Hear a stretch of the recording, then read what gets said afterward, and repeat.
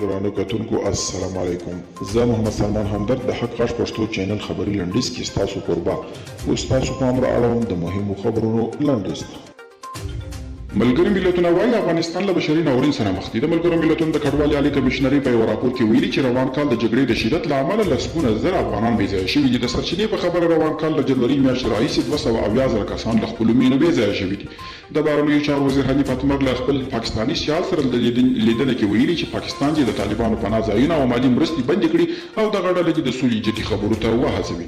د پاکستان په شمال کې پر یوه بس موټر چاودنه شوې ده چې له امله یې د 4 چینایي وګړو په ګډون 8 کسان وژل شوي.